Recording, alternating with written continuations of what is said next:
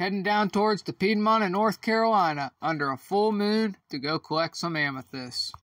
Today's dig was only possible because of North and South Carolina rockhounds, which is a really reliable Facebook group for great information, especially about North Carolina and South Carolina minerals.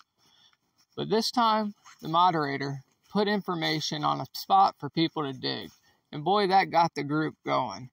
And it was for amethysts, not real big crystals, but clusters, phantoms, and that celestial growth. I knew this project only had a few more weeks left by the way it looks. They kindly left a little spot on the hill for us to dig. So I'm just going to run around on the surface before it gets dark, see if I can't find anything different or another pocket somebody missed. It's crazy to think there are trees where I'm walking right now before. And I'm no expert here or know exactly what's going on. All I know is I read the correct post. And tonight we're going to find some purple. And it all starts out with that little piece. I see a little gem quality in that. So I'm going to plop down right here and start digging.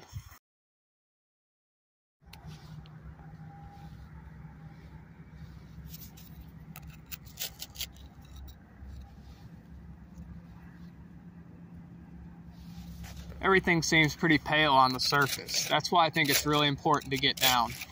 So I'm just going to figure out which direction this vein is going and then try and dig down on it, giving myself a little room to work so I don't break my back leaning into an odd hole all night. I'm not saying that from experience, but you got to do what you got to do if you start finding the crystals. So make sure to go through your tailings because the majority of the stuff I found was in this layer.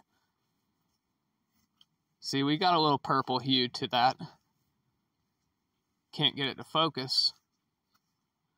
Well, you get, oh, there we go. You get the idea though. So we're starting to get a vein going up and down at an angle, but it's definitely quartz and it has some faces to it. That's what you want to chase, is those crystallized veins. Don't waste your time just chasing a bulk quartz with no crystallization, if that makes sense to you. This ground is so seriously hard. Maybe there's one. All right, so we got to clean and muck that out. This is what it looks like when you clean your hole out. See, we're still getting the quartz. Let's try and get a good crystal over here. Oh, this feels like it's gonna be it. Come on. I can't even tell. I don't think so, though. Put it in the bucket.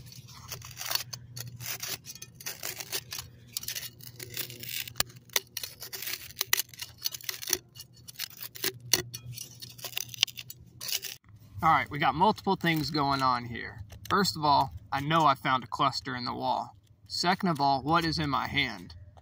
I found this surface collect and it's an old deer antler, which looks like chipmunks and other rodents have chewed on it. Pretty cool tool. And it's pointed on the end and it won't scratch the cluster. Alright, we're really getting earthy here. But I'm going to get this crystal out without chipping it. I like the color of the clay it's in. Here we go. Beautiful. Well, pretty dirty. There it is, cleaned up though. Yeah. That's awesome. That's why I came to this location, for a couple clusters like that. Look at that, all the way to the tip.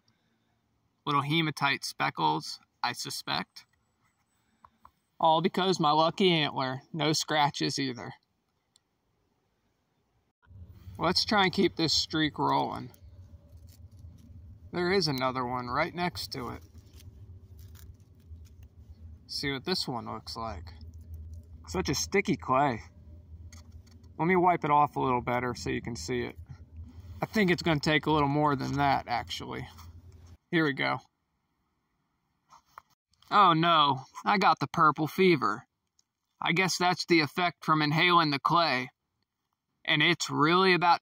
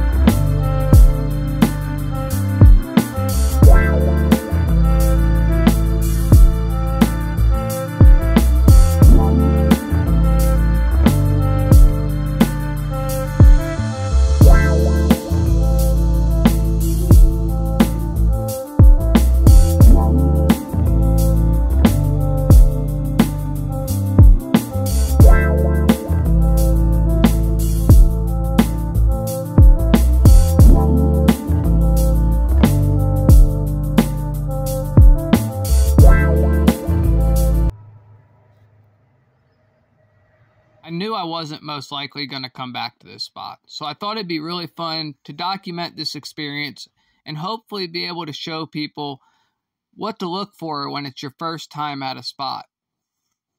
And maybe one of these tips will give you a successful dig. This place now has no trespassing signs, and I've been told that they're too far along in the project that it's a liability to have people digging there.